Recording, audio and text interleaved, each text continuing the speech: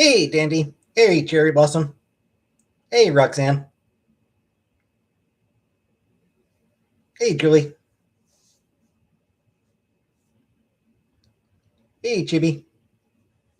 Better now that I've taken a really big shit. Hey, Fernanda. Yeah, I just took a big stinky shit. You're grocery shopping, Dandy?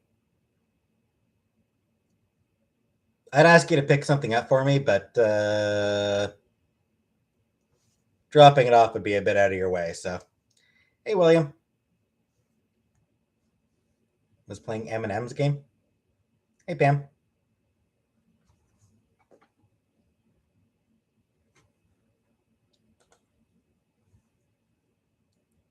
You should pop it, Jimmy.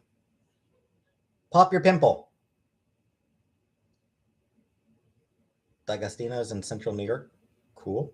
I won. Cool.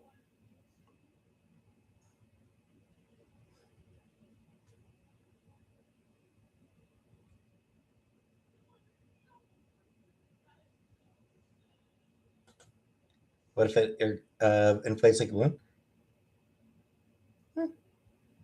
Fill women up even better. Hey, Empath Era. Hey, Wade Brown.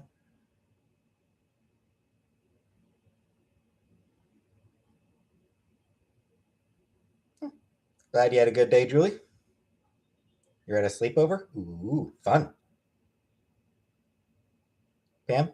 I do sometimes give her good advice. She seldom listens, but that part's on her. Trying to shiny hunt Bonary? Bunnery?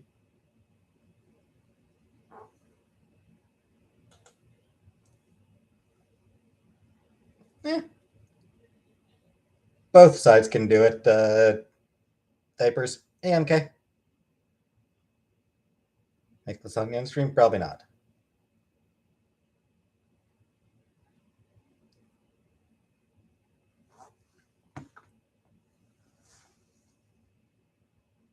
On UAPs.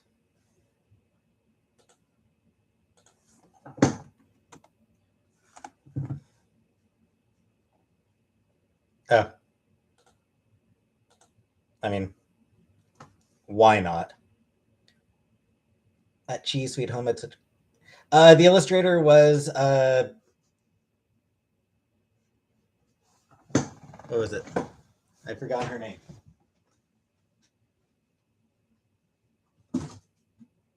Konami Kanata. The illustrator was Konami Kanata. It was written and drawn by the same person. You slept? Always nice.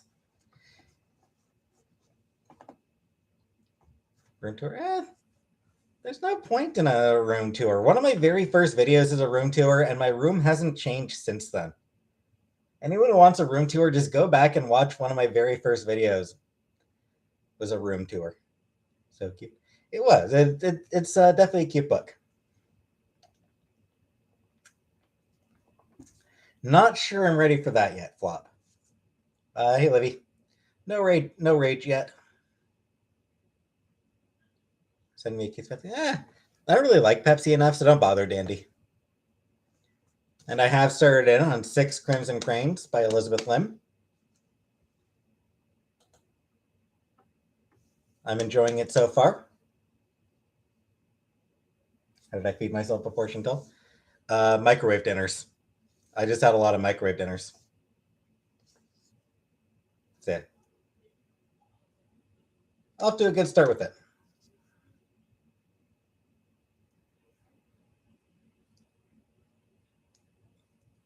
It's actually based on a grim fairy tale. But, you know, viewed through an East Asian, hey Maggie, viewed through an East Asian lens. Just finished Chubby's Father's Day dinner, steak, sweet potatoes, sauteed kale. Ooh, sounds nice. Sparks. I feel like I might have heard of it.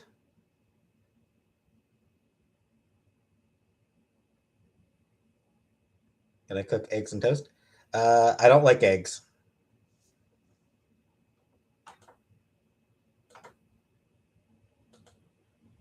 Very sweet, Jimmy. BCK. I mean, it happens. BCK. I mean, it's yeah. Happy Juneteenth to all the Black people, Black Americans, I should say. Happy Juneteenth to all the Black Americans out there. Hey, Lisa Varner. Obviously, Canada doesn't celebrate Juneteenth. Gave your dad a new game he wanted. Cool. Vancouver people, cute comic about a cat. Ah.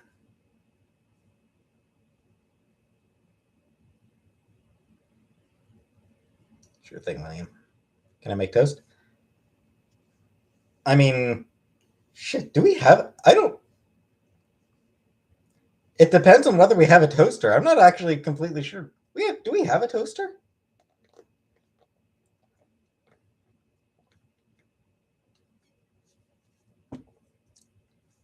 Could do ASMR book reading.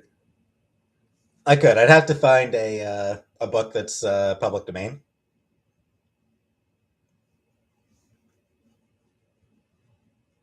I mean, you're probably right, BCK.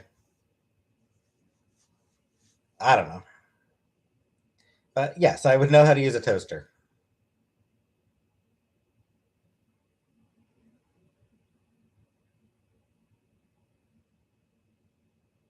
I probably still wouldn't really bother with it, but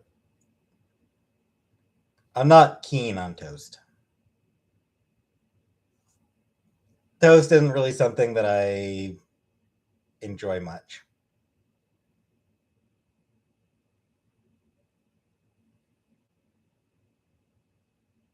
Thanks, Briscoe.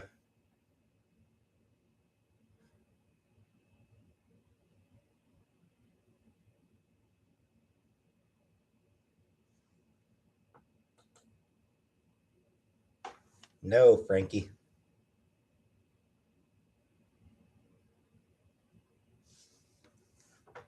Juneteenth. Um, I mean, American history is not a specialty of mine.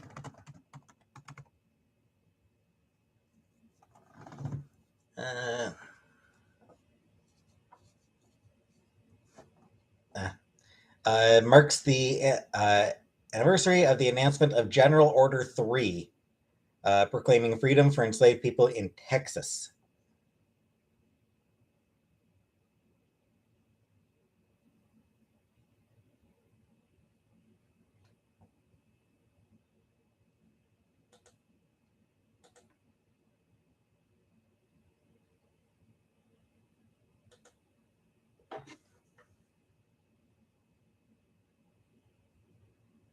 Hey, plain cheeseburger.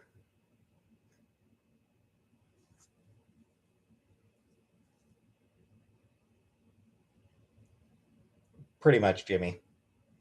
Yeah, I like Evangelion. Empath. Yes, but I'm still using he, him pronouns. Hey, ugly hobo.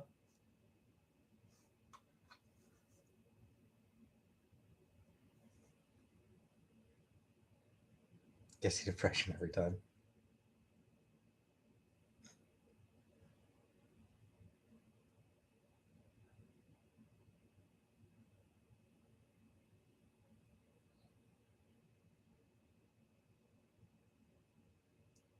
It is kind of a downer show.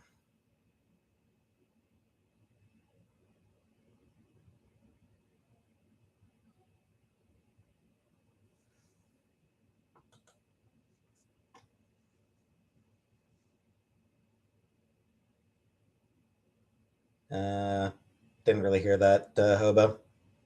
It's shitty. I watched a couple of Godzilla movies as a kid. Pretty sure I watched Godzilla versus Mechagodzilla as a kid, and pretty sure I watched Godzilla versus King Kong as a kid. Maybe one or two other Godzilla movies, but I don't really remember. I don't have much memory of Godzilla movies. Hey, Eddie. Hey, pushing. So, Power Rangers porno? Can't say as I've ever watched that one.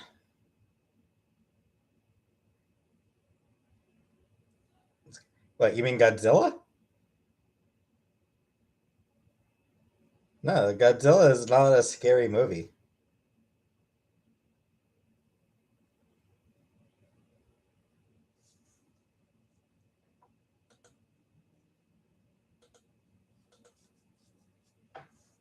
Yeah.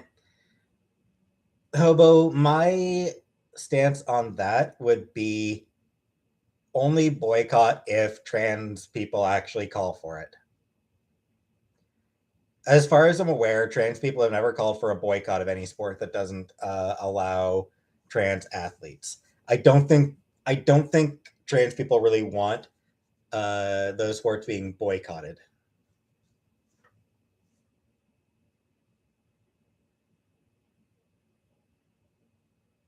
Lily, I am not a Harry Potter fan. Never was. So, yeah, I used to when Power Rangers first came to American TV. I watched it. So I watched it like the first season or two.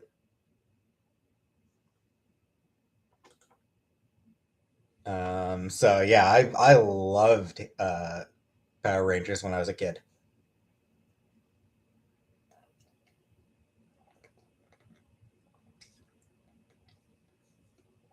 Thoughts on the OG Yellow Ranger being Asian and the Black Ranger being black? Yeah, whatever. It it's one of those things where yeah, it's kind of racist, but whatever, it's fine. Pink Ranger or Yellow Ranger? I mean, at this point, like being 37, they were like, you know, I'm pretty sure they were all early 20s, pretending to be high schoolers. Um, Honestly, they're all kind of too young for me now. But I don't really remember them.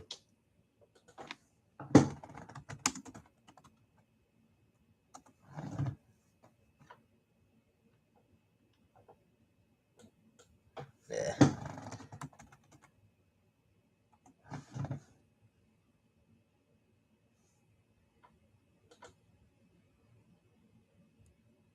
I definitely find the yellow one. I definitely find the yellow one to be cuter. The Pink Ranger, it's she's got sort of like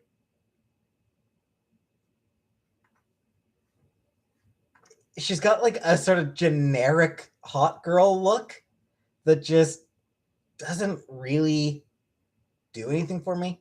Hey, Val loves Jay. Shaka Amos? No.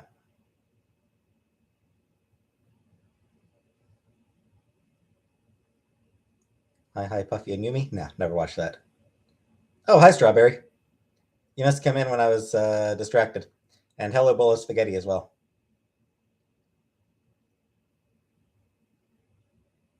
Yeah, like looking at the Pink Ranger, she's got like generic 90s hot girl vibe going on. And it's, hey, John, she looks exactly like, was it Kelly from Saved by the Bell? Like, she looks exactly like the girl from Saved by the Bell. And she looks like, someone from like every show had a girl who looked exactly like that as the hot girl, the cool girl, or the popular one that everybody loved.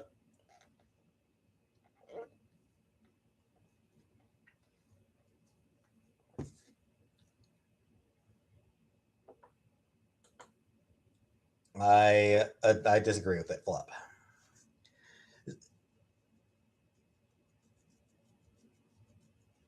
Yeah, I mean, Saved by the Bell, like,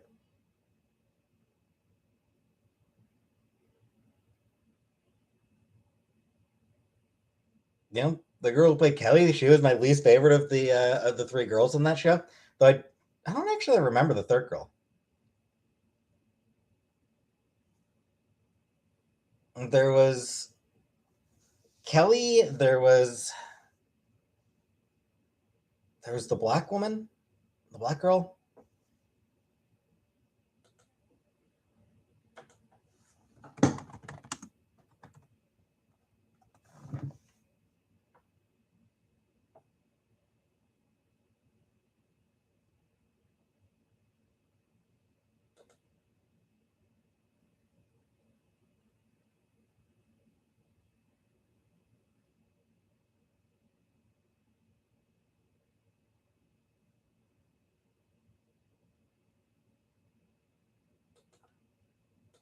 I don't know.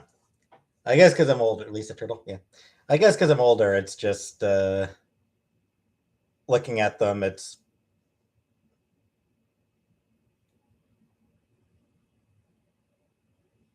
nah, not a new shirt.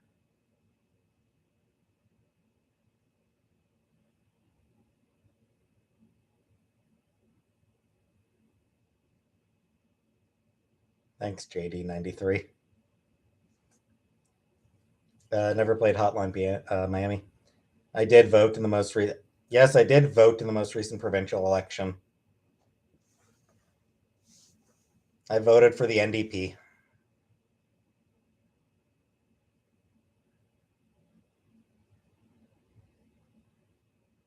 No, never noticed any smell of bleach.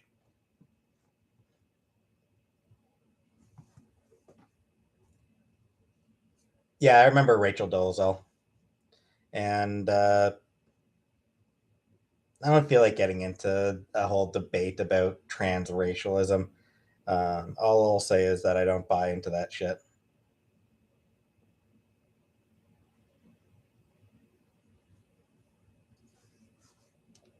I don't believe in transracial bullshit.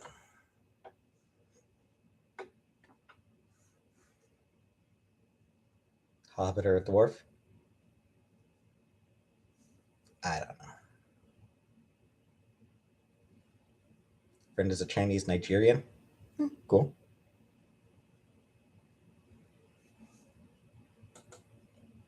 Sure, cringy.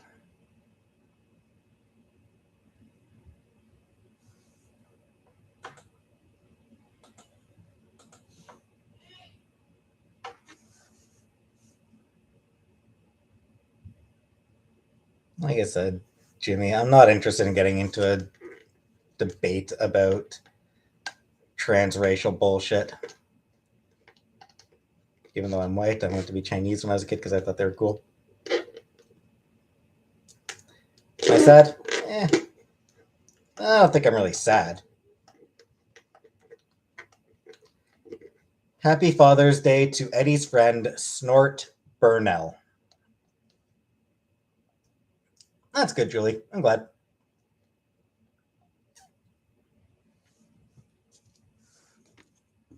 I don't know, John.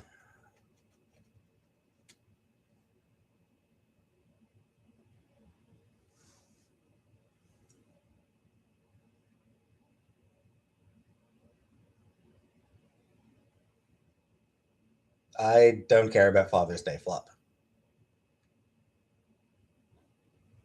Genuinely don't care at all.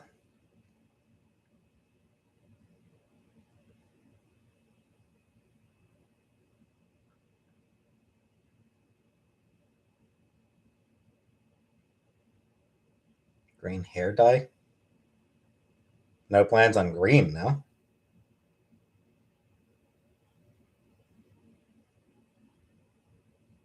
Yes, chibi chibi. Happy Father's Day to stepdads as well. Any good books lately? Well, yeah. I just read Cheese Sweet Home. And before that was Iron Widow. And currently is Six Crimson Cranes.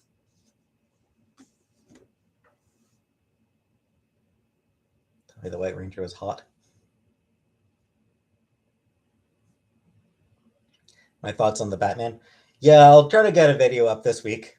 talking about the Batman, but on the whole, thoughts on Joker 2 being a musical? Yeah, why not?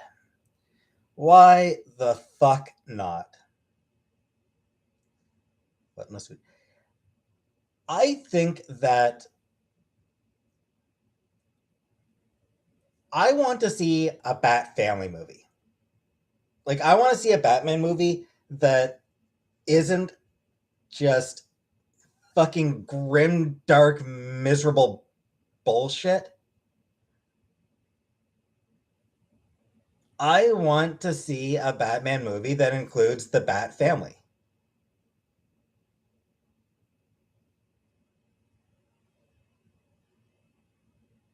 I don't care, Eddie. That's not what Batman is, though. That's what people think Batman is, but he's not. Batman is not some loner. Like, people think Batman is a loner. He's not. Batman has never been a loner. Like, from the very beginning, he had a sidekick, Robin. And like, he's had multiple Robins. There's been multiple Batgirls.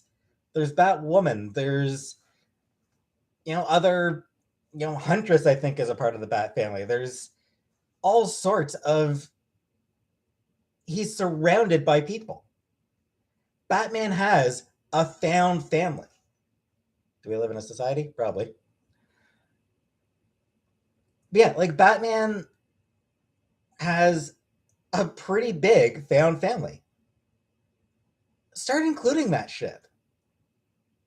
Like, start including his family. Not his quest to avenge his parents' murder. No, just bring in Robin. Bring in Batgirl. Hi, Plant Family. Do a movie where he's on his second or third Robin already. He's had two other Robins who've already graduated and gone off to have superhero careers of their own. I mean, you could do worse than a Batman Hallmark movie. People would absolutely watch a Batman Hallmark movie, okay? Guarantee. Didn't the Robin turn into a villain or something? Yeah, I think Red Hood. Zarkal is Jason Todd, I believe. Came back as Red Hood. Initially a villain, and then I think he's sort of an anti-hero now.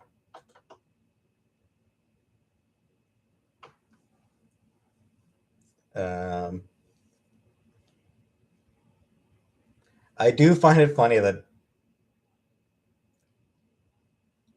Batman is single dad. He's a single dad moving back home in the Hallmark version.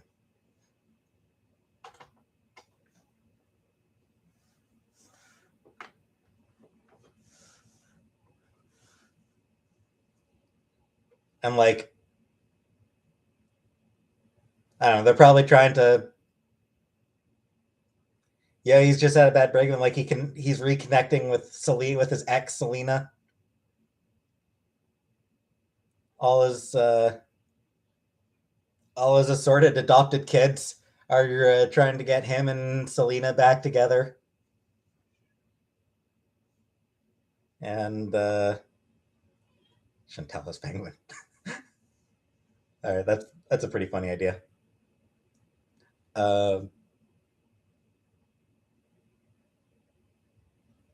Yeah,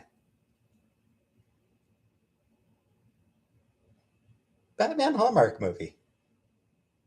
I'm down for this. Probably not flop. But anyway, yeah, like I was saying, it's Batman isn't a loner. Stop trying to make him a loner. He's not. That's not who he is. He's a man who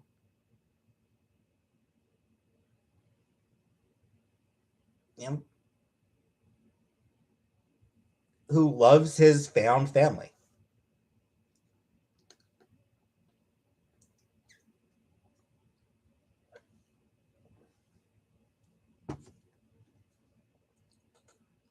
I don't know, Eddie.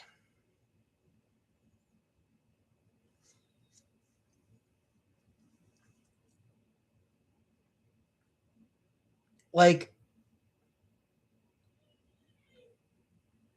for all the hate that the Joel Schumacher Batman movies got, they got that part right. You know, they made Batman someone who cares.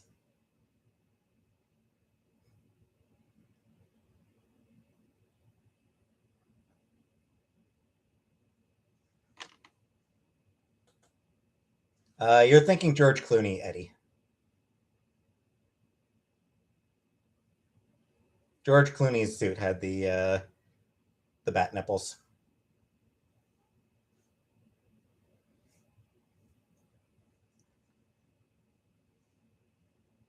One thing I really like about George Clooney was aware of how shitty Batman and Robin was.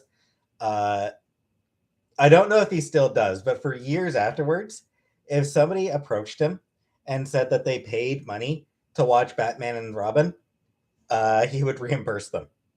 George Clooney was just like, okay, here's money for here's $10 to cover the cost of your ticket.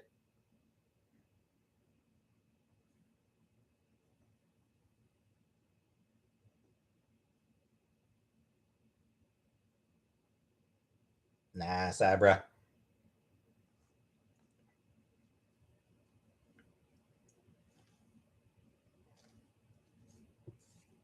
I like Michael Keaton.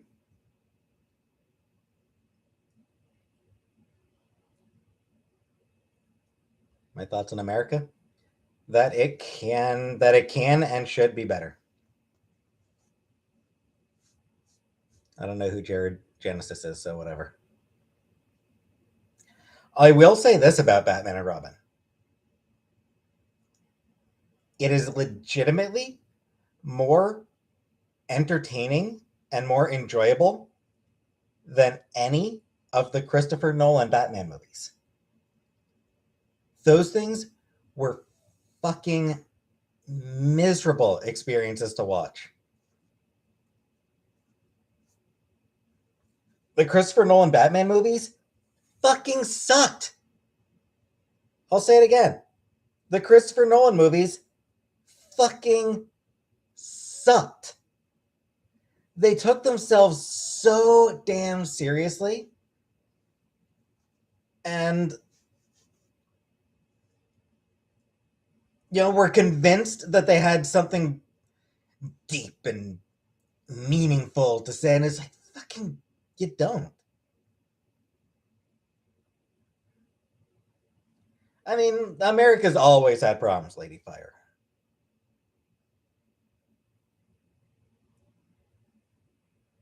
Like, the US has always had serious issues. Trump is a symptom. Trump's a symptom of the problems facing the US.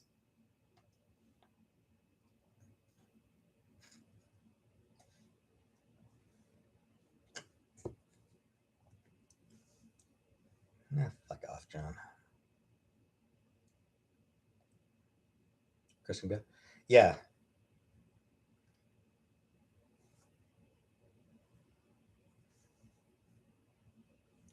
Wolverine Sabretooth erotica?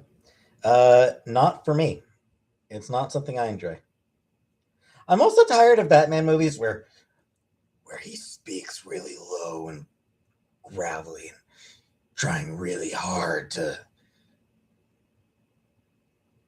hide his voice in a way that makes him actually tougher to understand.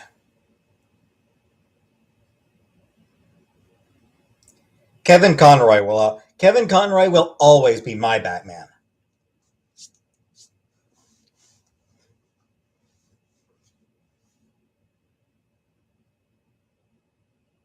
I grew up on Batman the animated series, so as far as I'm concerned, Kevin Conroy is Batman. Trump is terrible. That's the thing that gets me, Julie. Trump is not good at lying. Trump is actually a bad liar. He's a shitty liar. And people just fucking... And people just go, well, may as well believe him. May as well take everything he says at face value.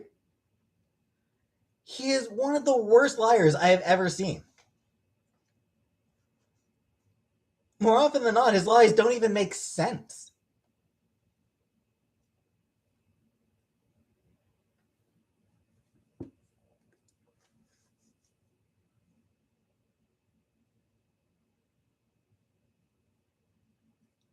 DeSantis, yep. Thoughts on Vince McMahon? He's an asshole. Vince McMahon has been an asshole for decades.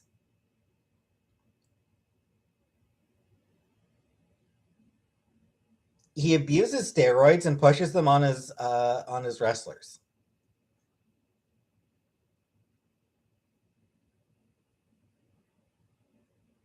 Shut up, Joan. I don't agree, bariatric. DeSantis is as actively malicious as Trump. The difference is that he is not as utterly fucking incompetent. Adam West was Batman. He was good Batman.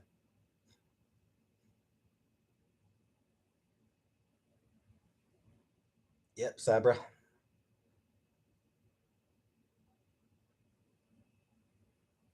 Glad you enjoyed it, Eddie.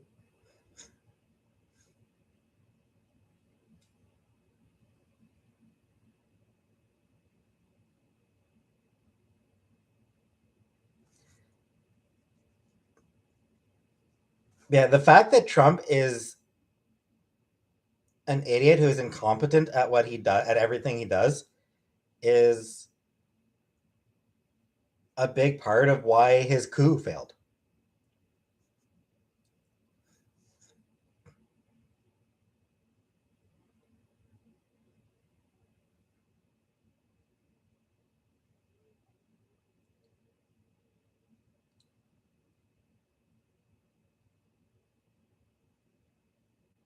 Yep, DeSantis sucks, John.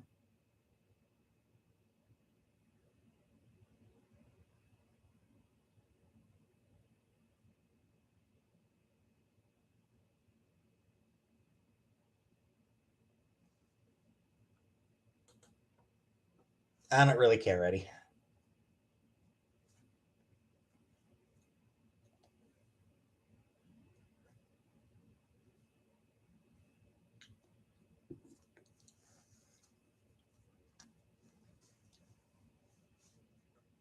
So we have DeSantis.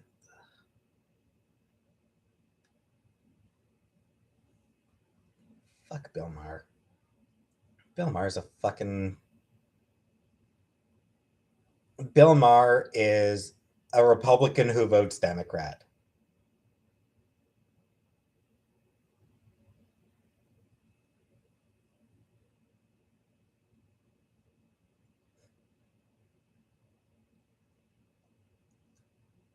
Maher's thinking of running for president.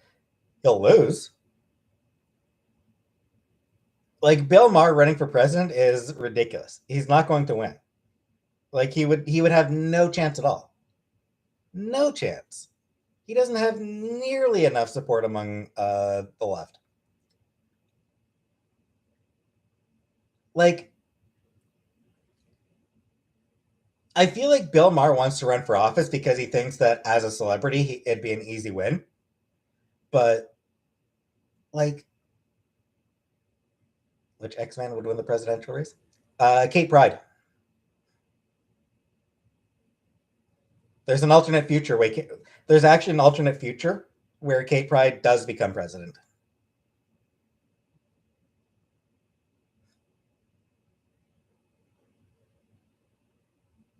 But anyway, like,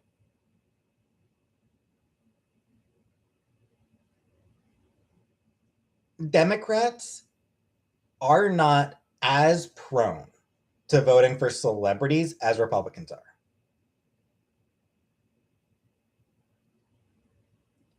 If a celebrity runs for office as a Republican, they're going to win. because Republicans, for all their bitching about celebrities, absolutely fucking obsessed with them. Like, they obsess over celebrities. If any celebrity comes out with conservative views, holy shit, Republicans will fucking worship them. They will vote for a celebrity any chance they get.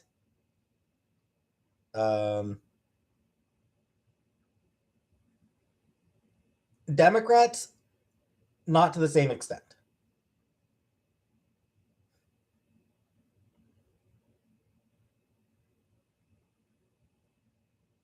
I think Van Jones is an idiot and a liar.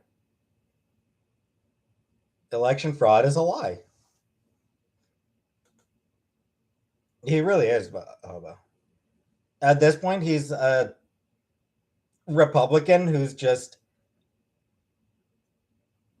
committed to voting Democrat out of habit. He's a Republican who votes Democrat out of habit.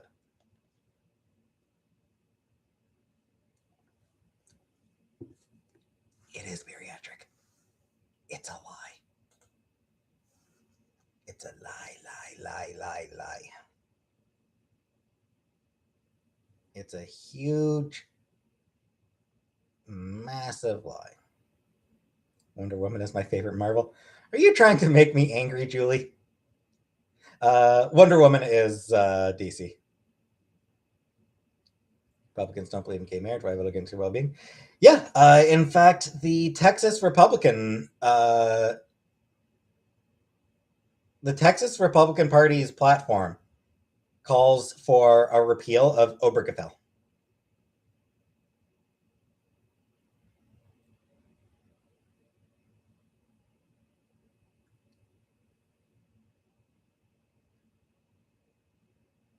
America's majority rights. No. That's false. The majority of Americans vote for Democrats.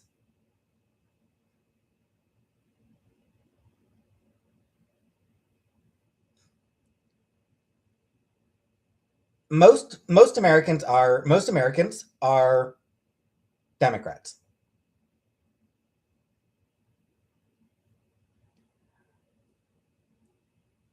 What happens is all the states that have just wide swaths of empty land, those states tend to lean Republican. There's no people in those states. We had a popular vote instead of electoral college. Yep, absolutely. Popular vote. That is why Republicans will never support getting rid of the electoral college. They cannot win without the electoral college. They can't. It's just impossible for them to win without the electoral college. The most populated areas are Democrats? Yeah. Because it turns out when you live around other people,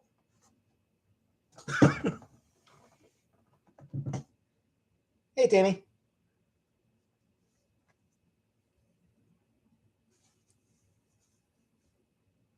So, like, land does not vote. Like, when people talk, like, when someone like Van Jones or other Republicans, when they talk about, or whenever you see maps of, red states, the key thing to remember is land does not vote. It doesn't. Land does not vote. So when you see these, big swaths of red on election maps, it's misleading. There's no actual people in those vast swaths. What is the Funky Duckman? It's a dance, Brian Bard. Take a minute and look it up. It's fantastic.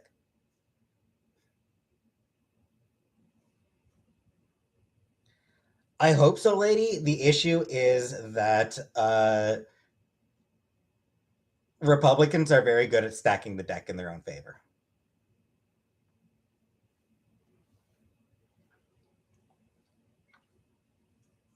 Corn-fed is a cartoon version of me. Corn-fed's probably smarter than I am, but those need to nominate radically. Yep, absolutely.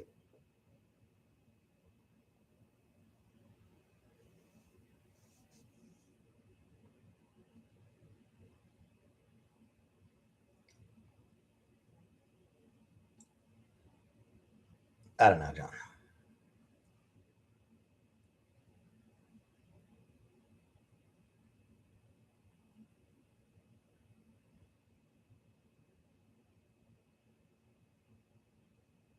Whatever you say, Mike.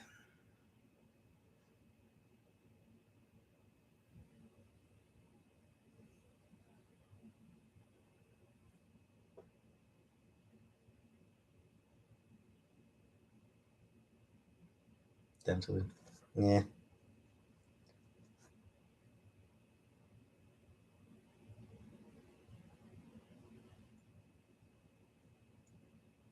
Not really, Mike. There's a lot of people in the US. Yep. New York City has a population of 8 million people. But I mean, there are other places near. I mean, here's the thing, Meg.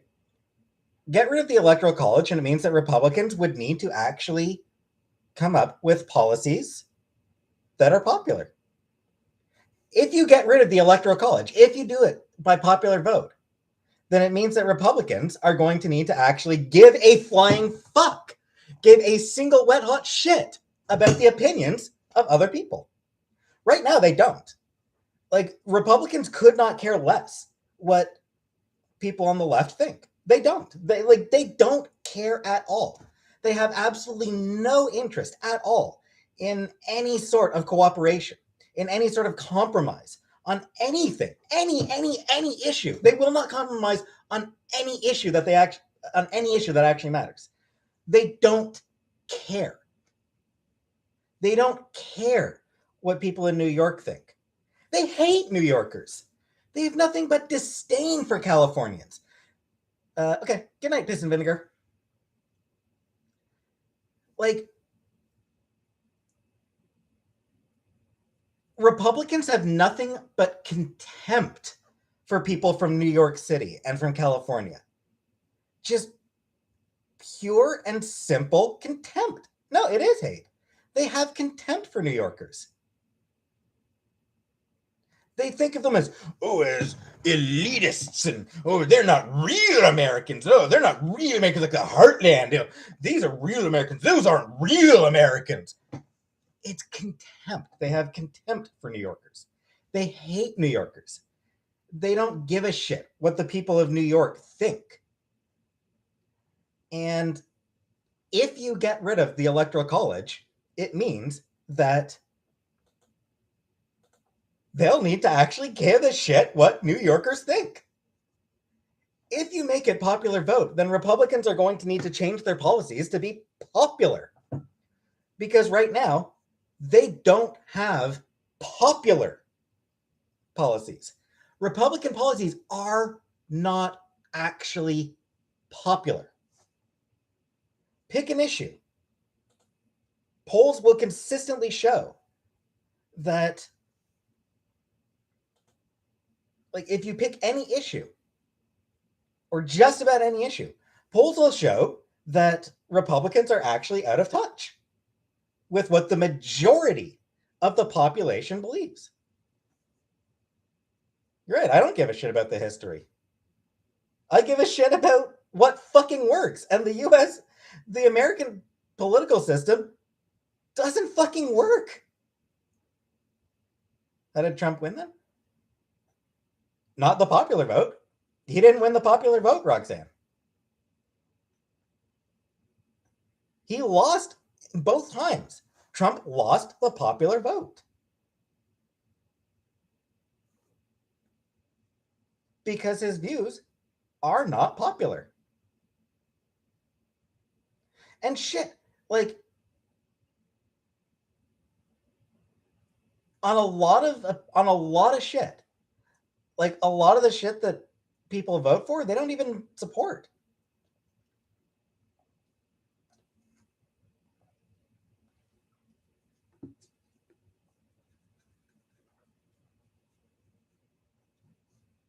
My thing, Meg, is that it's irrelevant. Like the history of those, like the history, it's irrelevant.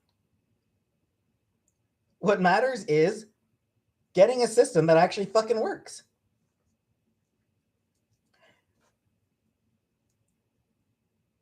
So you're saying that Republicans would go to war if they had to actually. What you're saying, Meg, is that Republicans would literally rather tear the country apart in war than actually listen to what New Yorkers say. And you think that's healthy? You think that's a good thing? That Republicans would actually rather a civil war over having to pay attention to New Yorkers? How is that? How is that in any way fucking sensible? How is that like? How is that not fucking terrifying to you? How do you like? How do you think of that? Think that and go that yes, this is completely normal and good. How does that not fucking terrify you? That they would rather fucking murder people than actually fucking work with them, than try to change their fucking policies.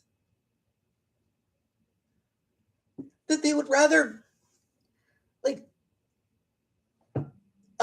Republicans would rather a war than fucking vote for universal health care. Republicans would rather a war than vote for universal health care. That is good? That's a normal fucking thing? Like, it's fucking terrifying, Meg. It's a terrifying concept.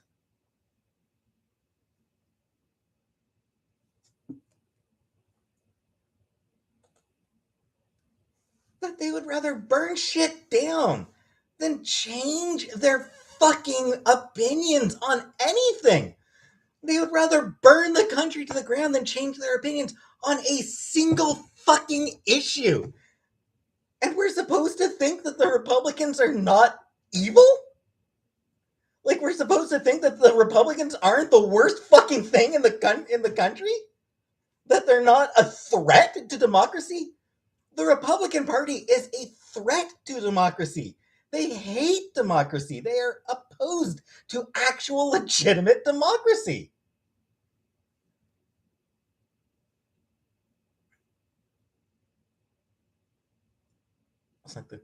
Yeah, I mean, yeah, the Republican Party is fascist. The Republican Party is a bunch of fascists.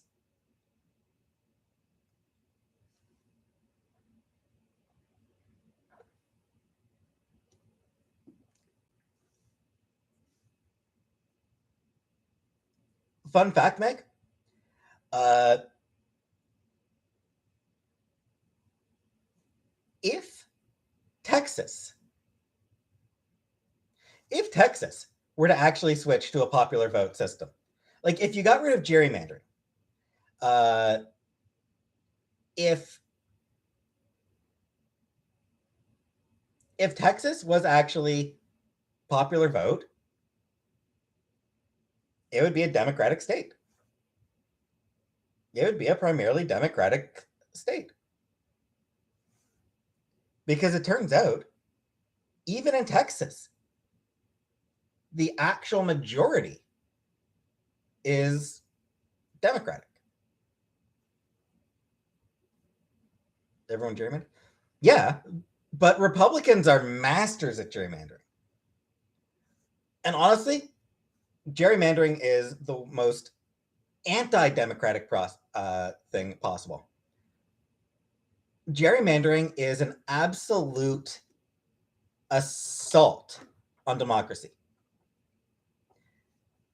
The fact that, and by the way, there have been states where Democrats have tried to get rid of gerrymandering. Gerrymandering is not a thing in Canada, NS now. They both do. So get rid of it. Except, again, the Republicans are better at it.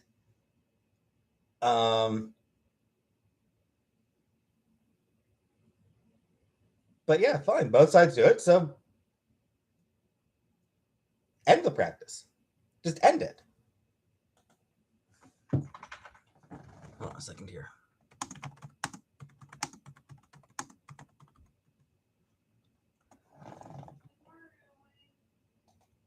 Huh? No more yelling, you said? Oh, okay.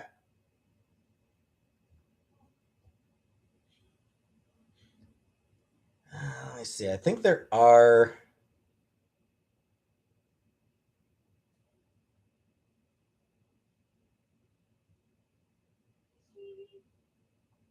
I'm pretty sure there are a few states that have actually gotten rid of gerrymandering.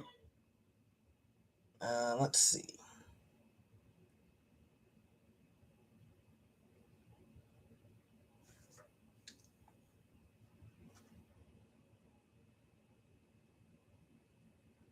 Yeah. All right. Fewer than I thought. I know that there have been. I know that there have been some efforts to end gerrymandering, and it needs to be ended. Like gerrymandering is just the worst thing. It is anti-democratic, not just undemocratic. It is in direct opposition to democracy. If I could have any superpower, what would it be and why? I don't know. Immortality. Brian Bart. Gerrymandering is a process whereby legislature will draw up its own state legislatures, draw up their own congressional maps, their own voting maps. No, gerrymandering is actually a threat. It is a legitimate threat to democracy. John, no, we don't have gerrymandering in Canada. Our system works a little bit different.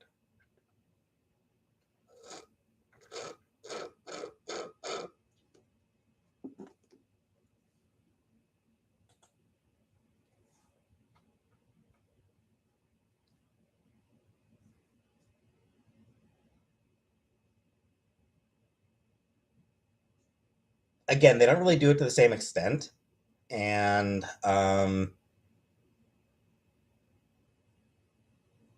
Republicans have managed to. Republicans are very good at getting state legislative power in years when congressional districts are drawn up.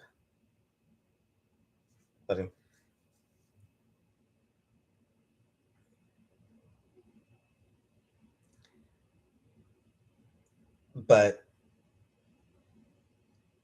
yeah, gerrymandering is a legitimate threat to democracy. It is a process that needs to end. It's a system that needs to end.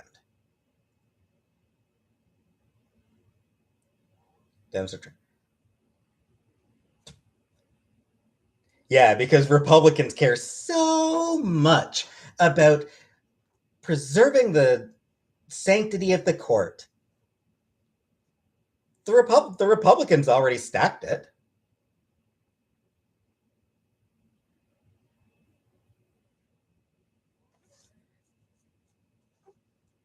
Like the Republicans already stacked the Supreme Court.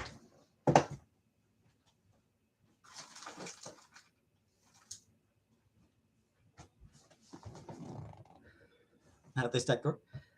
By blocking one of Obama's appointees. They blocked Obama's Supreme Court appointee because, it was 8 months until the election. Oh, it's a year of the election, so we can't let the voters decide. Like we can't have a new Supreme Court appointee in an election year. We can't allow that. So they blocked Obama appointing a Supreme Court justice. Meanwhile, 2020, 3 fucking weeks before an election. 3 fucking weeks before an election. And they've shoved right their Trump's candidate right through. Do you have any fucking idea how utterly goddamn unethical you need to do that? To do that shit? The Republicans have no ethics. None. At all. But the thing is, Adam Luz, the Republicans promised, they swore, they vowed to do everything in their power to block it. They filibustered Obama's Supreme Court nominee. They filibustered it. They just said, we're not going to allow you to appoint a Supreme Court nominee. It's not allowed. We will not allow it. It is not going to happen. And then because they used the logic. They used the logic that, no, they did. They absolutely...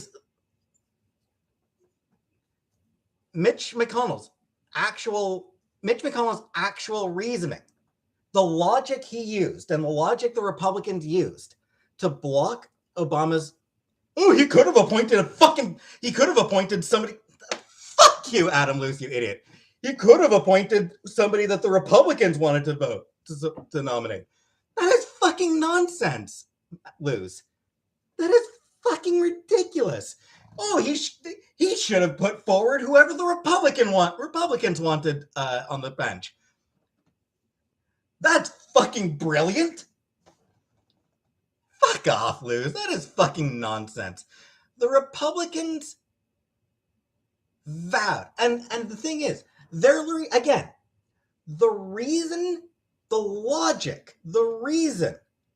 the Republicans blocked, or the reason they stated, their stated reason for blocking Obama's Supreme Court nominee was it's an election year. We shouldn't nominate a new Supreme Court in an election year. We should wait until the election and let the voters decide. That's their reasoning. That was what they said. That was their stated logic. It's an election year. We should wait until after the election. That's what they were saying. That is what Mitch McConnell said. That is what all the Republicans were saying. That's what all the conservative pundits were saying. That's what all of them were saying. It's an election year. We should wait until after the election. That's what they were using. And then 3 fucking weeks before an election. 3 fucking weeks. 3 goddamn weeks. People had already sent in their fucking ballots. Some mail-in ballots were already fucking sent in. Some people had actually already voted.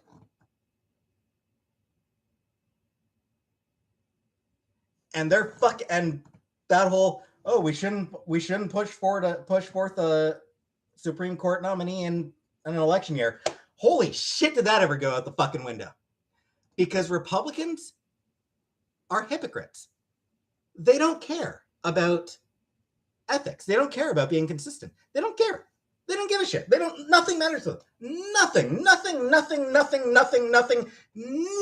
matters except winning. That is all they give a shit about, is winning. Oh, well. Fuck you, Quintessential Meg. You are banned. And if I see you back here again, I will continue to ban you. Transphobia is not allowed, Meg, so you go to hell.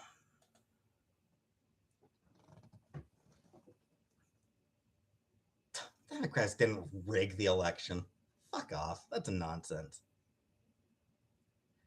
Yeah, the Republicans have no sense of ethics. They don't. They don't give a shit about even trying to appear consistent. They genuinely don't give a shit.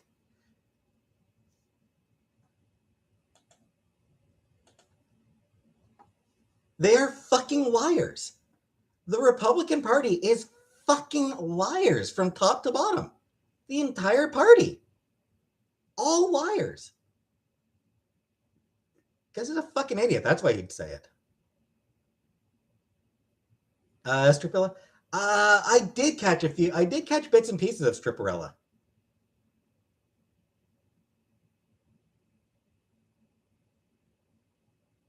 Who fucking cares waiting?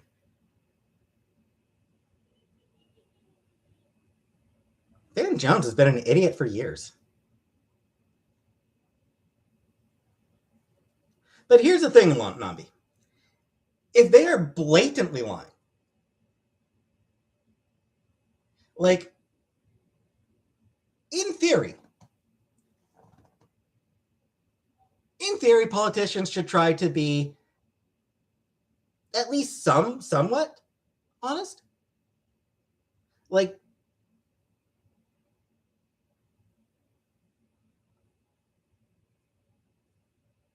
think about that. Like, shouldn't politicians be at least a little bit trustworthy? Even just a smidgen. And the fact is, a lot of politicians are generally honest. They will, hey, honestly, politicians will somewhat bend the truth, but for them to outright lie, that should not be accepted. Like, misrepresenting things, I mean, it's going to happen. They should strive to be honest. They should strive to keep things honest. Not really, John. I'm not loose. They don't lie all the time. They will often... It's common for them to cherry pick. Do I like Trudeau? No, I don't.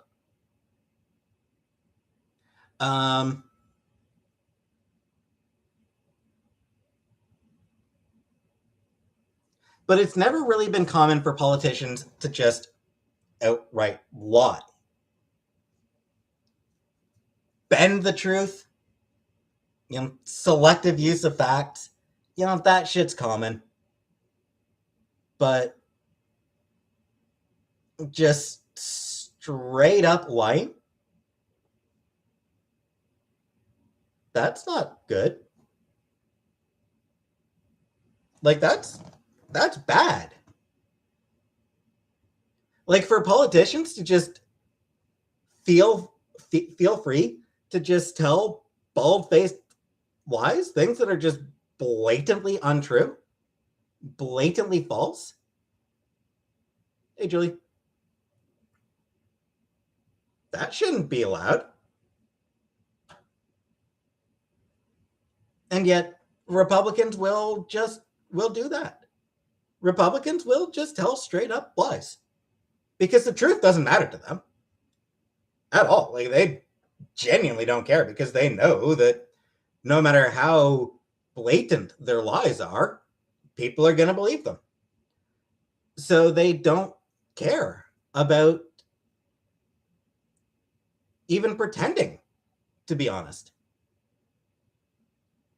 Not really, Jack.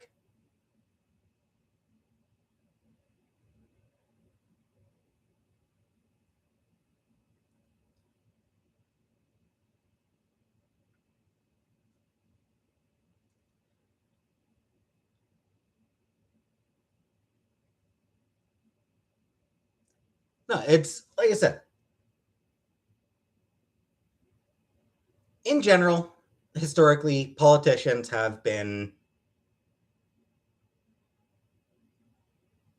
mostly honest. Not really loose. They'll have their talking points. They'll avoid questions. They'll use selective facts. They're not completely honest, for sure. Was Lincoln a good politician? From what I've heard, he actually kind of was. But Traditionally and even today, politicians will generally not outright lie. It's actually pretty uncommon for politicians to outright lie to people. It happens, but it's not that common. Until the Republicans decided to just start doing that. Democrats, I mean, yes, they've had personal agendas.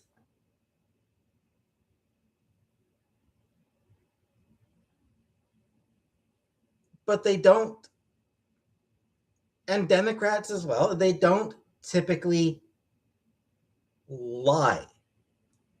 They may not tell the full truth, but they, for the most part, and accepting Chicago mayors,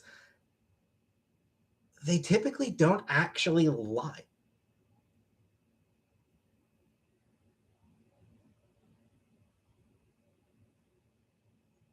Republicans do. Republicans are different in the extent to which they will just tell blatant,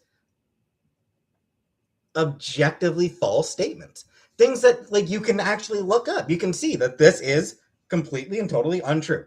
They'll make statements that you can look up the facts and you can tell this is a lie. This is something that isn't true.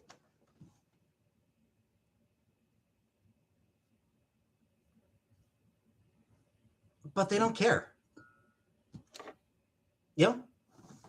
They're fascists, and part of the fascist playbook is just making absurd statements.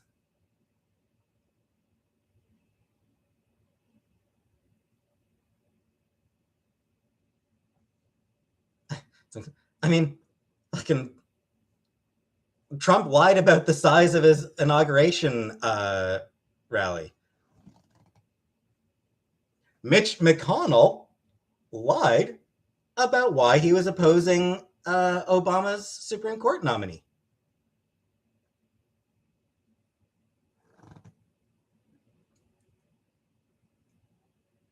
Like I said, Mitch McConnell actually just when Mitch McConnell said that he was opposing the nomination of Merrick Garland because it was an election year, that was a lie.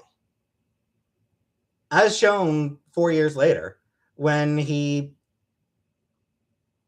rushed through one of Trump's nominees in less than a month before an election.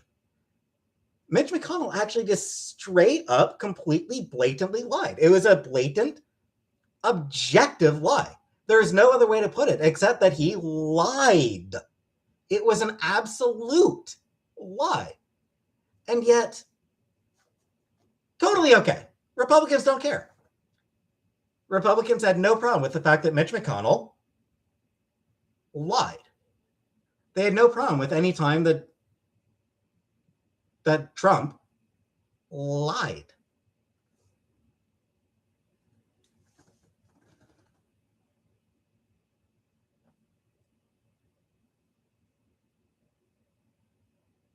I mean, Trump fucking lied about everything constantly. Trump was a fucking compulsive liar, and Republicans didn't care. Trump would lie about the fucking weather, and that's not even a joke.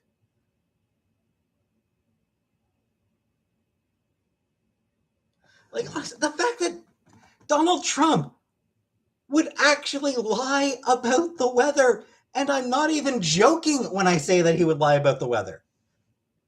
He would say that it was a fucking beautiful day when it was drizzling. You go out at a rally, a beautiful sunny day, and it's fucking raining. It's like, it blows your mind.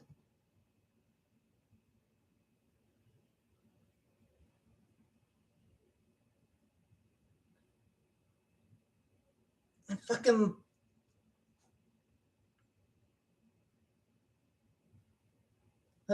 Lauren Boebert blaming trans men for the for the tampon shortage.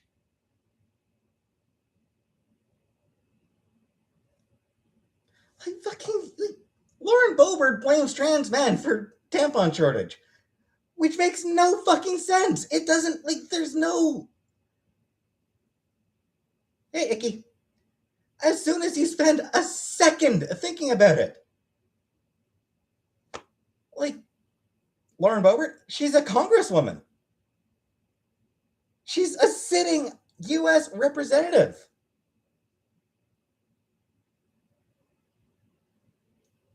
And yet, sure, she gets to fucking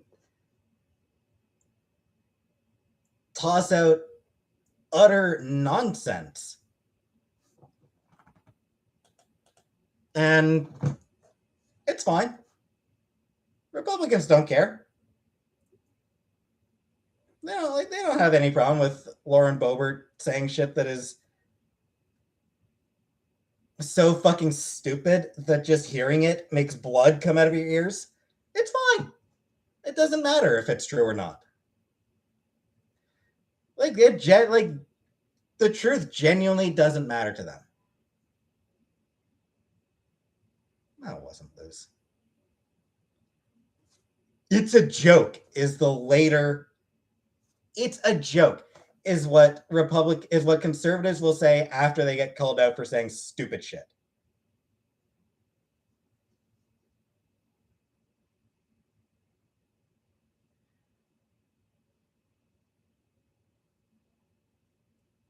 Liberals said. I would say the problem is that conservative humor is shitty. Conservative humor is just really, really, really shitty.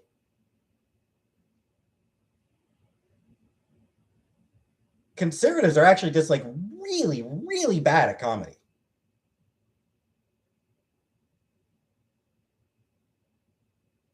Because comedy requires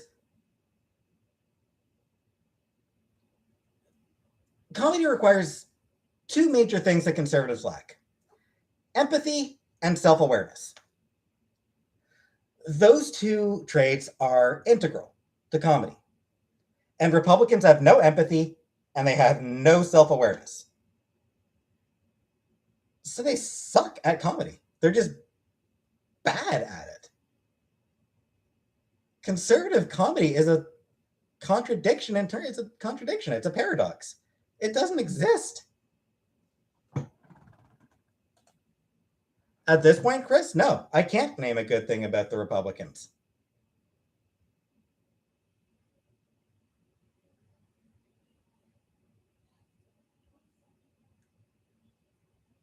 Oh, please.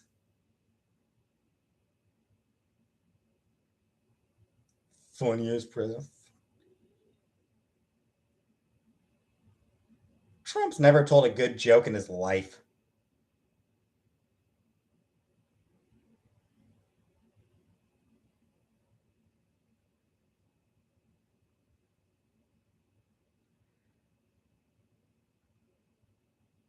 BK, funny you should bring up George Carlin.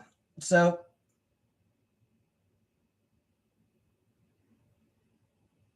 there's a clip out there of George Carlin being interviewed by Larry King. Hey, Aspats.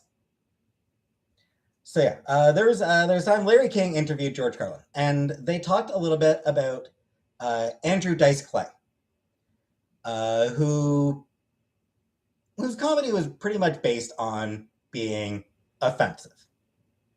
Andrew Dice Clay's whole thing was that he was, an offensive comedian, and George Carlin also pretty well known for being offensive. But they were talking about Clay, and they were talking, I think, about the fact that he was including homophobia, I believe, in his set. And George Carlin was saying that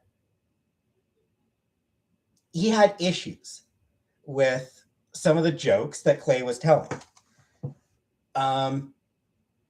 But that's sort of what he was getting at, Sleeper. He was sort of getting at the fact that, you know, Clay was the character, but not everybody, like not all of his audience understood that. And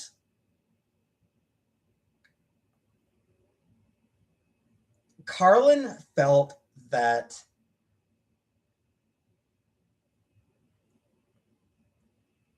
the jokes that Clay was making were actually just homophobic, and he disagreed with it.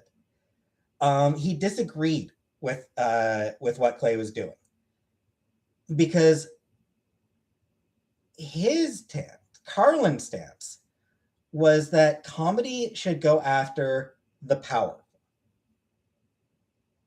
My favorite president, I said it before. My favorite president is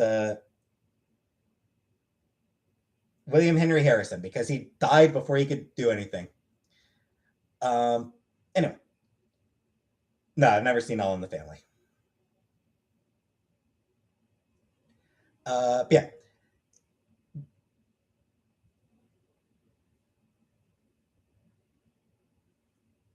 Carlin's opinion was that comedy should go after the powerful. And he felt that Dice's routines were not going after the powerful, that they were going after a group who was already oppressed. So you bring up George Carlin as, oh, George Carlin would get canceled today. But would he? Like, would he actually get canceled? Because he was a smart guy, and he was empathetic, and he had self-awareness. Hey, Atman. He did Sleeper because times were different. But if Carlin were around today, I don't think that he would be telling the jokes that conservatives want to believe he would be telling. If George Carlin were around today, I don't believe he would be doing like fucking pronoun jokes or, you know, nonsense like that. He would not be doing the routines that conservatives are so convinced that he would be telling, because he was smart enough to understand that comedy changes.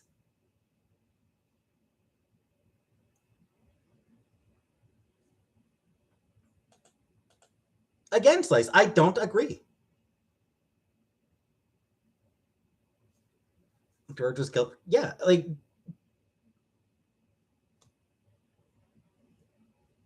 I don't really think so, lasagna. And I mean, like, there's a lot of phenomenal Canadian comedians out there right now who will actually point out that, you know, comedy changes. Um, Blanking on some names.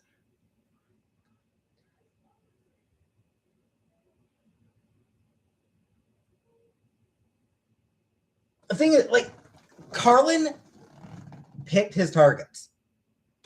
Like, Carlin knew how to pick his targets most of the time. Louis C.K. was funny until it turned out that he was a fucking sexual predator. Fuck Louis C.K.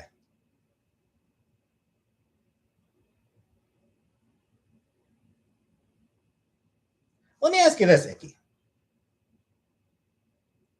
Do you think minstrel comedy would be acceptable right now?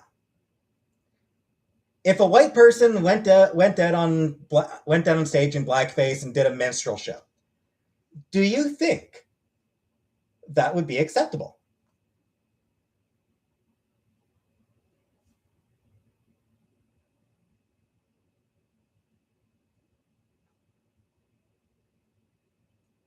That's fucking stupid, Icky. That's bullshit. If somebody did a minstrel show today, they would be torn to shreds because it's fucking obscene and offensive. Is it okay? Because standards change. It was okay when white people didn't think black people had feelings. That was the time that it was okay. It was never actually okay. It was just that white people didn't give a shit what black people felt about anything. They didn't give a shit. They didn't think black people actually had feelings worth caring about.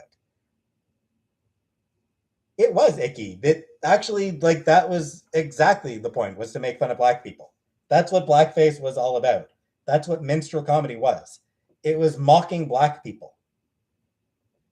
And it was okay to white people who thought that black people don't have feelings that are worth caring about. Black people aren't actually real people. So who cares? And again, even then, there were white people who were like, that shit is fucking offensive.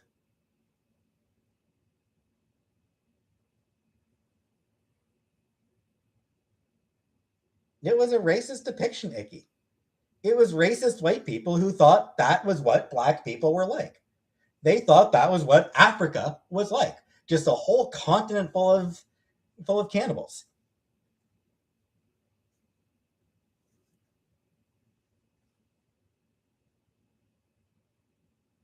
Danny Jr. did blackface. And there were criticisms of it. It was, his blackface was sort of intended as satire of cis white male actors taking the roles of people from marginalized communities as Oscar bait. I've never actually watched Tropic Thunder. I didn't say it was okay. There were people who, even when it came out, there were people who were like, not great. Even at the time, there were people who thought that it was not a great choice.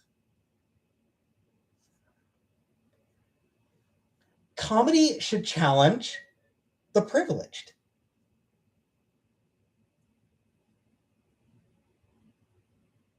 Like, comedy should not go after, when you target marginalized people, that's not comedy, it's bullying. That's the thing. When you target people who are already institutionally marginalized, it's bullying. And bullying is not funny. When you go after the people with power, that is pushing boundaries.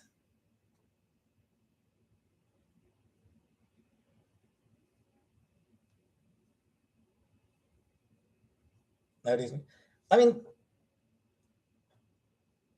an autistic person making jokes about being autistic. There are autistic comedians who make jokes about being autistic. There are disabled comedians who make jokes about being disabled. But if a neurotypical person is making jokes at the expense of autistic people, that's bullying. No kitty. If an able-bodied person is making jokes at the expense of disabled people, that's bullying.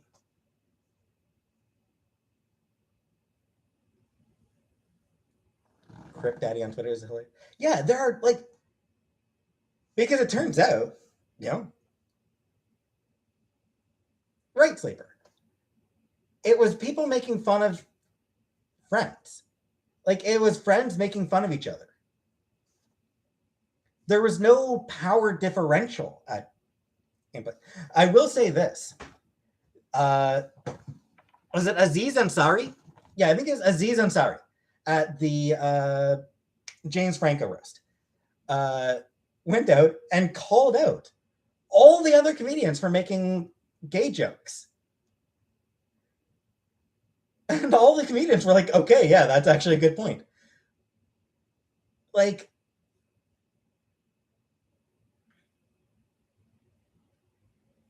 Sam, Trump is rich. Trump was born into wealth and privilege. He has been rich all his life. Making fun of Donald Trump is making fun of an elite. It is making fun of someone who has power.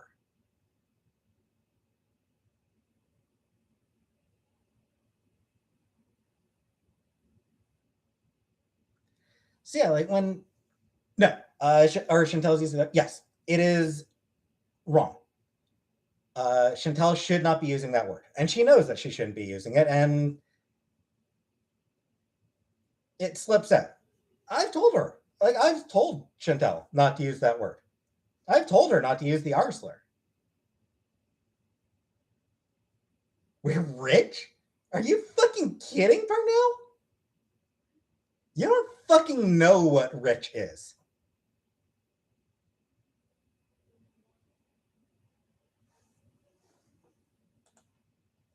No, BK. Non-Jewish people cannot mock Jewish people. At least not for being Jewish.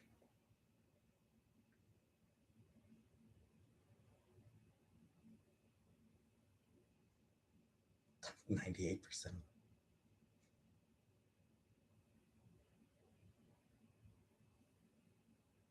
I mean, here's the thing. $15,000 a month is not rich. That's what? $180,000 a year?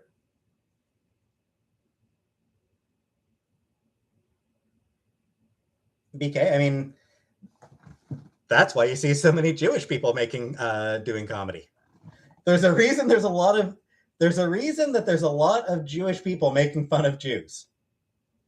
No, it's not. That is not rich. It's well off. Absolutely, it's doing well. But rich? Are you fucking kidding?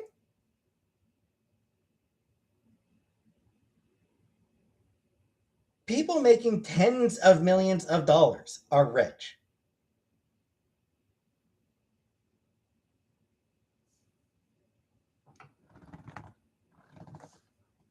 Like, this is fucking, what's that quote?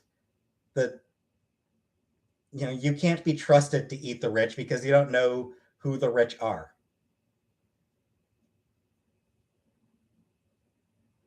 When people talk about the rich, we're talking about not even people with like a couple million, even a couple $1,000,000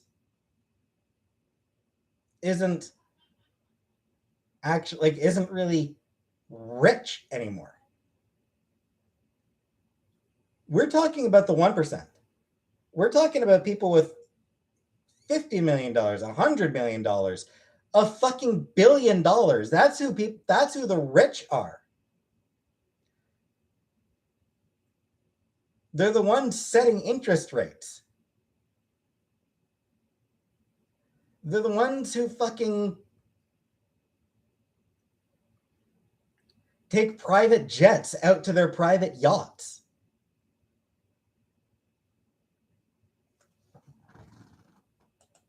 BK, yes.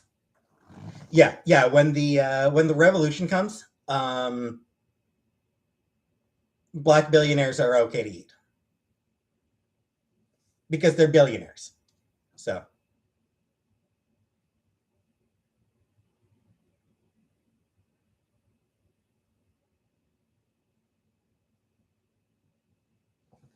average family needs to make over $597,815 yearly. That's fucking nuts. That is fucking wild.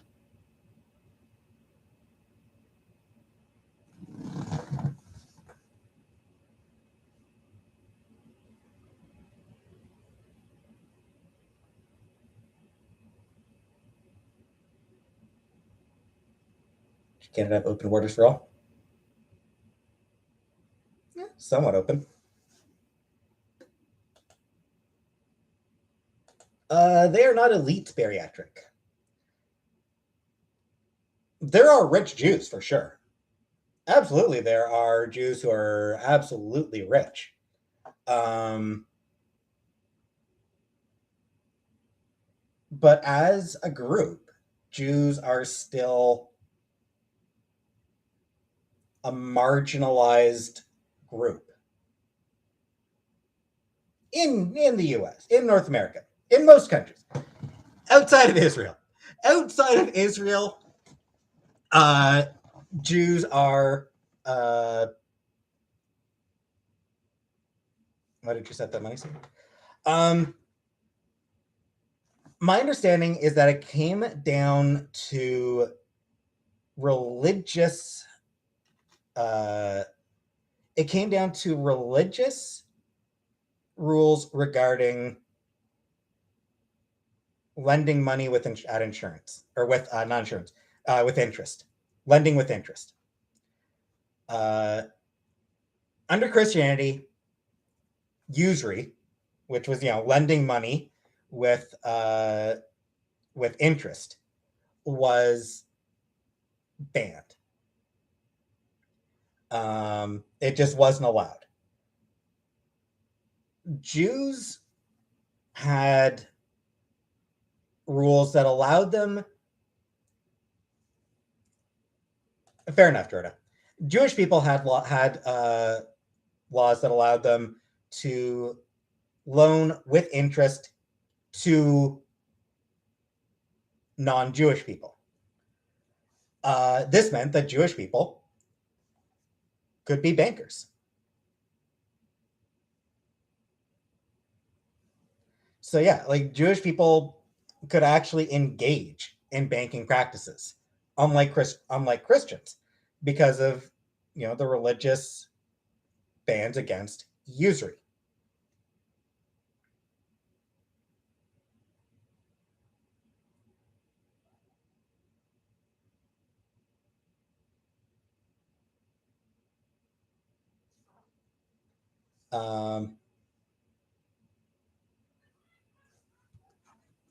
Actually, let me double check my math. How much are we making? And of course, it varies what we make each month. Yeah, so assuming Chantel averages about 15,000 a month, which she doesn't always, works out to about 180,000.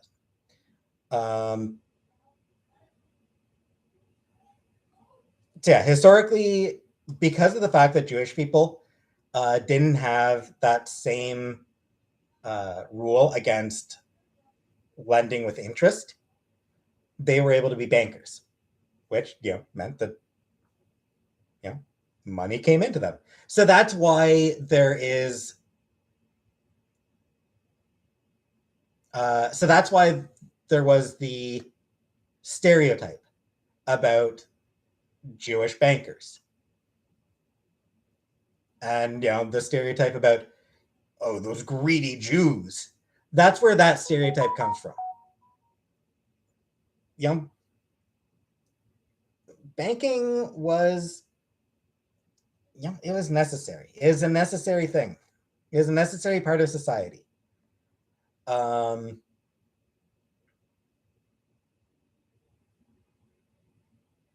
So like,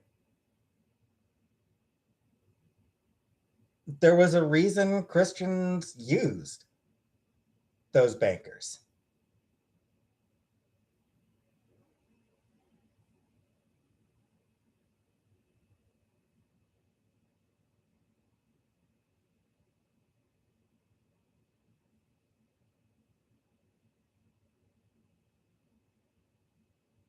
That's at the high. 15,000 is at the high end.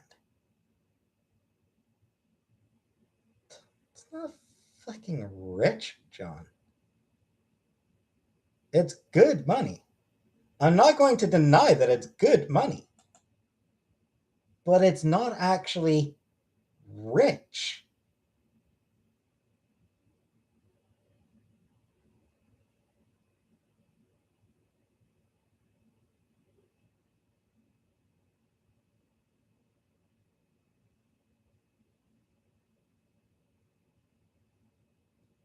I don't get it either, John.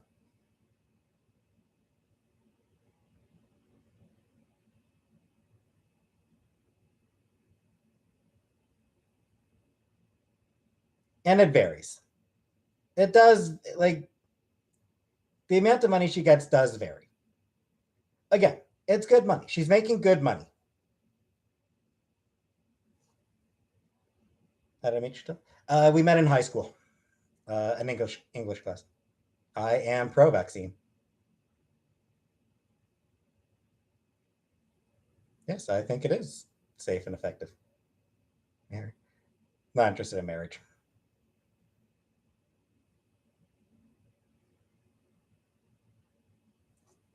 Like I said, she's good. I haven't gotten my booster yet. I keep forgetting to go down.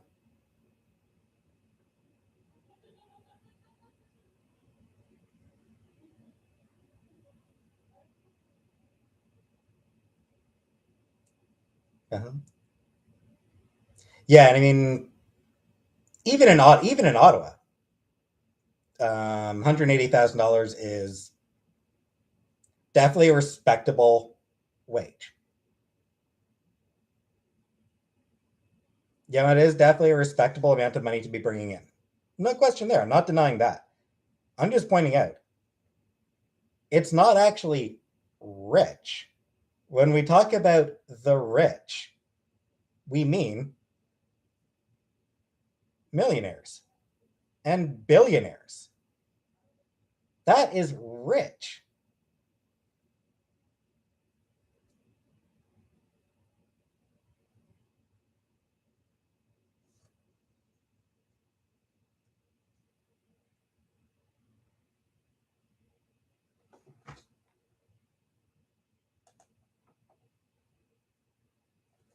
Dandy, I would not convert to Judaism now.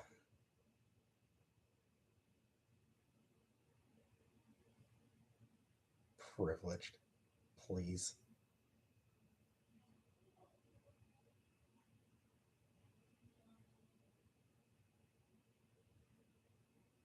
How old am I? 37.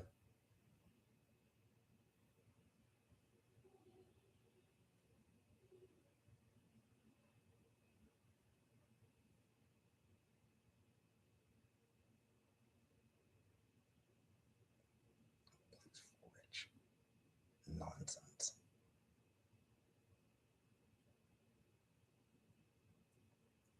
Yes, Juliana.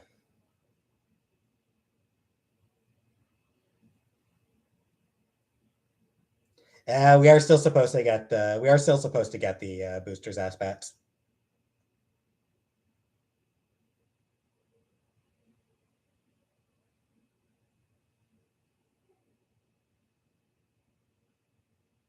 I'm actually not sure if Chantel's paid her done her taxes or not.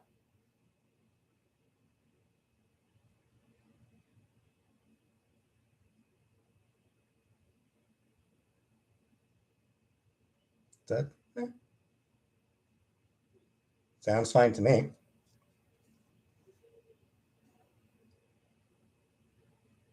Pretty sure it's not the only vaccine you're getting at that age, so that's what she's doing. I think she's playing Mario Kart and talking to a friend.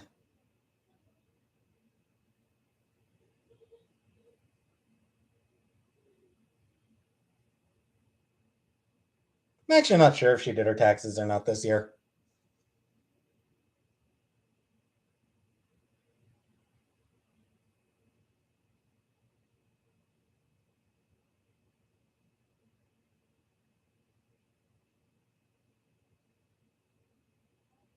Money's evil but necessary. For now, at least.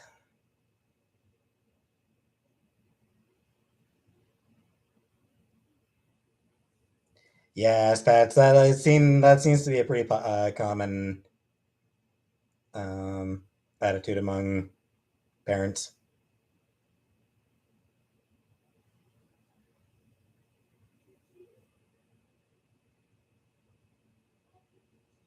Yeah, I definitely need to go get a. Shut up, lose. I definitely do need to go get the years behind Texan. Yeah, I play Mario games. Not often. I'm sort of tired of Mario Kart until new maps come out.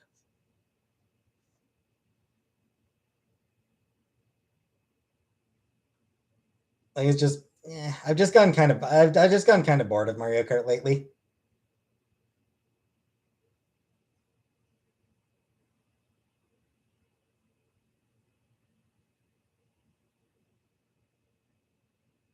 Yep, Chris. Agreed. They're new map. Yeah, yeah. I'm not sure when. I'm not sure when the next set of maps is coming out. I think hopefully pretty soon. I marry Meg White. Sure, why not?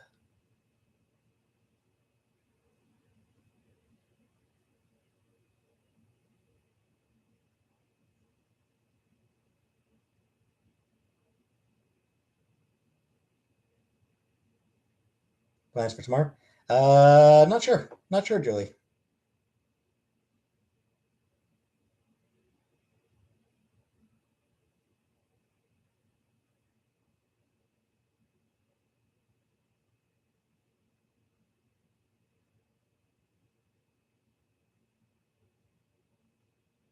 Yeah, good for you, John. Whatever.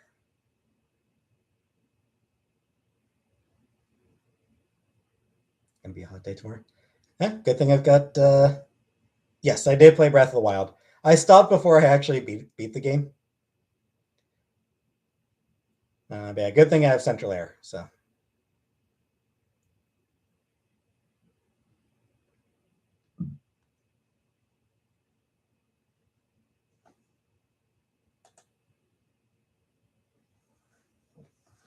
thanks, No Kitty.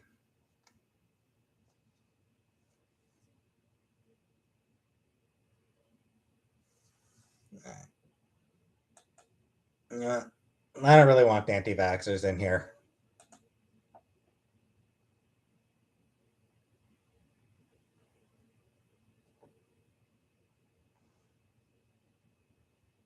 Yes, John. I usually I do. I did forget the one time, but otherwise, yes, I do still wear my mask whenever I go out.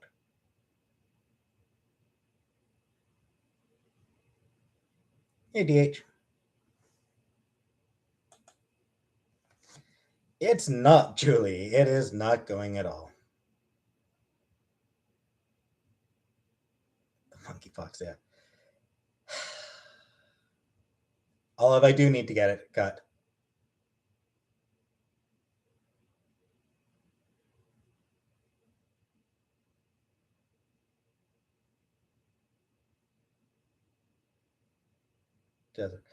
Jobs that I would both be qualified for and that wouldn't make me absolutely miserable. Yes. Sometimes Snow Kitty. Sort of shoulder length is what I prefer. When I get a cut, it'll probably be shoulder length.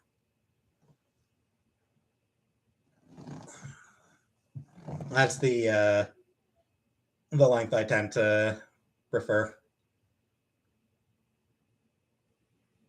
No, Dandy.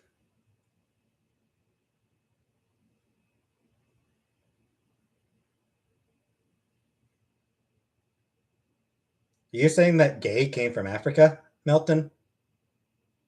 I mean, in the sense that everybody came from Africa, if you go back far enough. Died of color. I don't know. It's I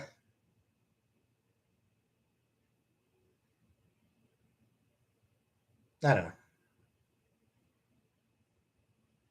I don't know, lasagna. I'm lazy. I don't really feel like styling my hair. I'm too lazy for that. Goals, aspirations to better myself. Yeah, I need to get some.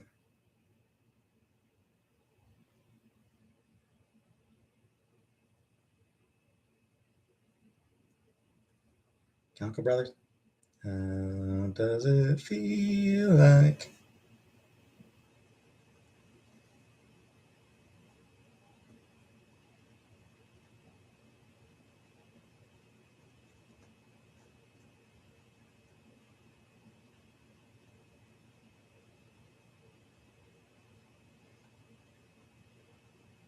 Elon Musk is an idiot, John. He's a racist and a union buster.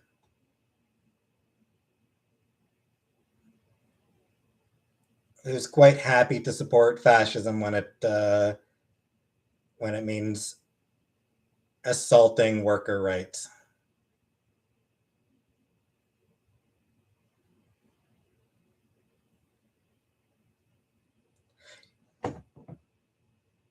You know what I find wild?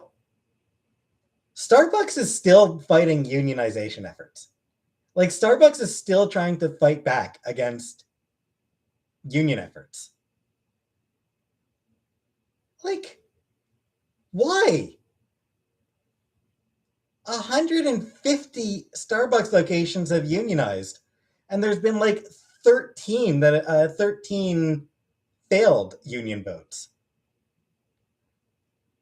150 to 13. Like, they are losing. Starbucks like is losing this fight, and yet they're still trying to fight. And they're doing all these, like, they're trying all these union busting efforts. My union, of which I'm a paying member, just gave us 7% pay rise. Yeah, that's great.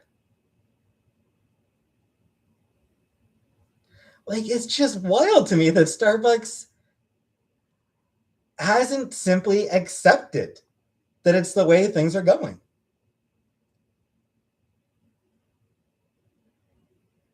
At some point, the money they're spending fighting unions is money being wasted. It's money being thrown down the drain.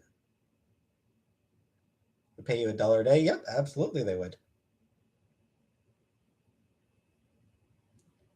Like, at some point, just take the L, Starbucks.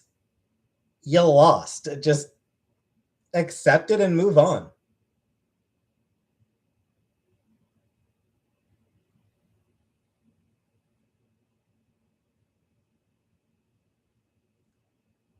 I'm not bleaching my hair blonde. Would I work for union? I prefer to work for union.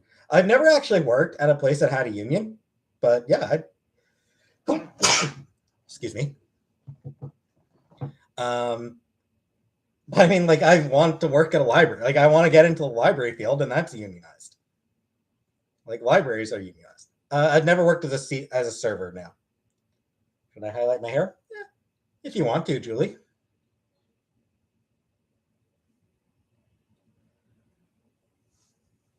I will say I do really wish that Starbucks union movement would cross the border up to Canada. We need to start unionizing places up here too.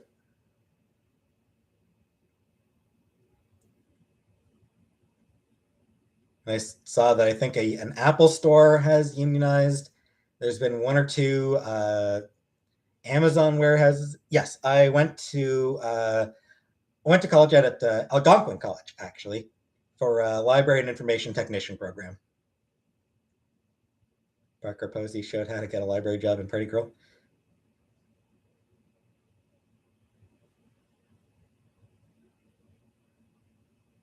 I did not wax my ass now.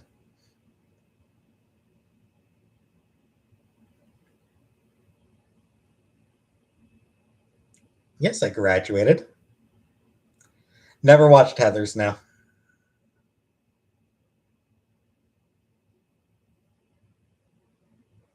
Graduated in 2014, so it's been 8 years.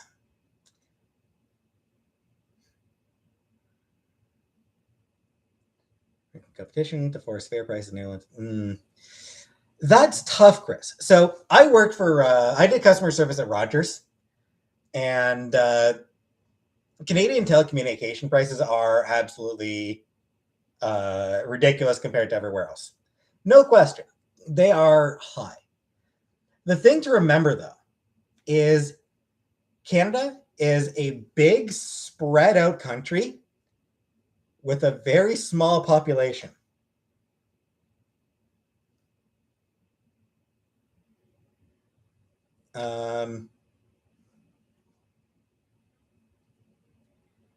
So neither, Dandy. I don't like either of them. Oh, hey, Anita. Okay. Good night, Julie. So, like, yeah, so I was talking about Canadian telecoms. So the fact is, infrastructure is expensive here. The reason Canada has laws that limit American telecoms getting involved up here is they have the money to invest. So it would end up being sort of an unfair advantage. Most of it, yeah, most of it lives close to the border for sure. But it's still like there's also still a lot of small towns. There's a lot of small towns with populations of, 30, 40, 50,000 people.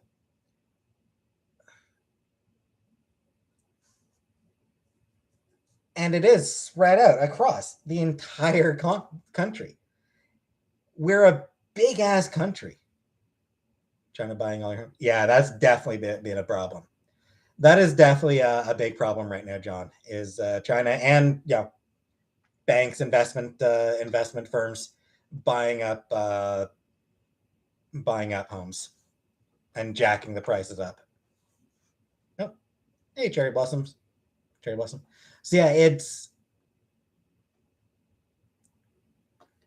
if AT&T was allowed to just bring up whatever, like if AT&T was allowed to compete in Canada without any sort of regulations from the Canadian government,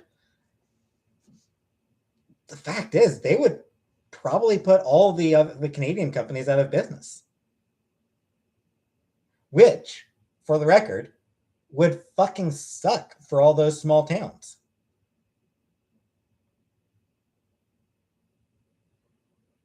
All those little towns with 10,000 people that have one Bell cell tower.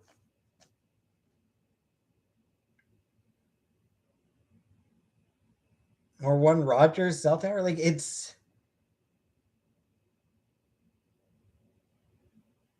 what it is. It's just something where Canadian telecommunication companies have to charge more in order to provide service to areas that are just out in the middle of nowhere.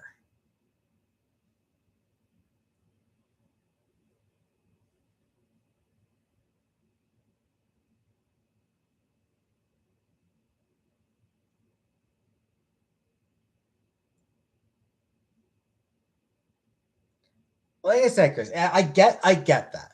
I absolutely get where you're coming from. But I think that it's a really difficult issue to solve. And I think oh, that's true. It's close to 2 hours now. I'll probably be getting off pretty soon. And I think the federal government did like pass a bill requiring the telecommunication companies to find ways to reduce costs, to reduce the cost of service for customers. No idea what came of that.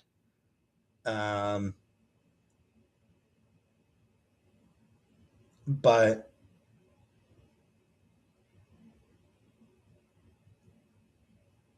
yeah, it's tough. It's a tough situation here. Yep. Canada is just has a really unique challenge in terms of providing phone and internet and TV coverage. Actually, Snow Kitty, it was post Chantel. Chantel dumped me back in 2011. Uh, I went to college in fall of 2012, graduated 2014, and why was America cheaper? Because it's a much larger population, Zooms. The US has 10 times the population that Canada does. Economy of scale. Anyway, so yeah, after graduating, I tried to find a library job. I couldn't. I ended up working as a fucking cashier at Walmart for a couple of years, and then I spent a year working at a call center for Canada Post, and then that place closed down. So I moved up to Ottawa to do call center for Rogers. DH, I did not see it. More just person there. Like I said, it's the larger population means that the economy of scale.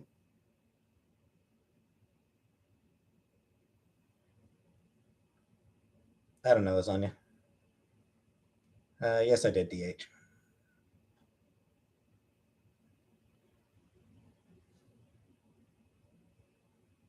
So yeah, Canada just does not have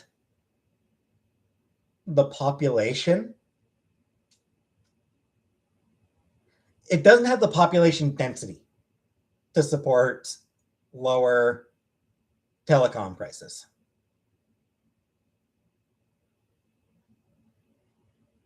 I wonder if you're depressed. I mean, the depression is an inherited thing.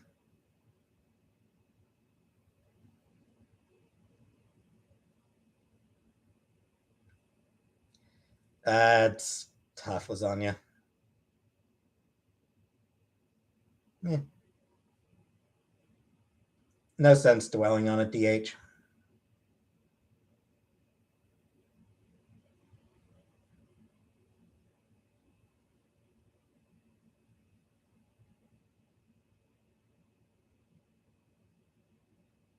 You're vegetarian?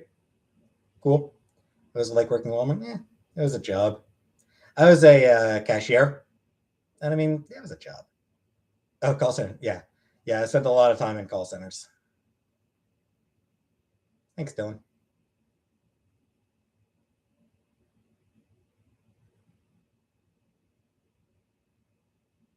Shower routine. I don't think so, Atman. They treat you well? You know what stands out to me? Here's here's the thing that's really stands out to me from my time at Walmart. I got strep throat, um, which happens, whatever. So I got strep throat, and I went in to let them know that I was going to be off for a little while because I had strep throat. So I went in to see. So I went in to tell the manager that, and the manager just said like, made like a joking like, oh, better stay away from me then, and that was it. Like the manager didn't even say, oh shit, I hope you get better soon. Take the time you need. He didn't even say that. Like nothing. Like no sympathy. He showed me absolutely no sympathy.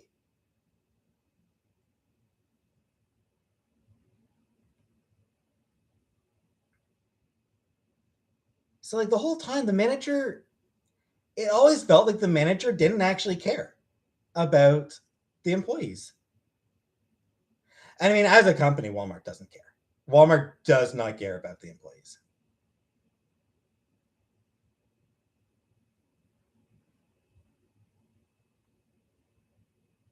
Do they do employee discounts? They do. I think it was maybe a 10% discount, as I recall. Hey, Ripsa.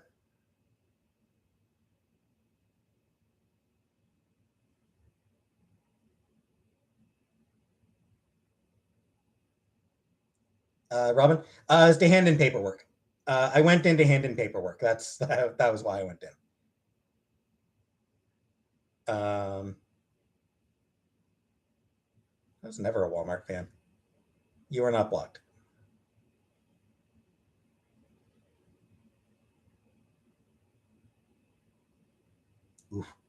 That sounds awful, Bamsy.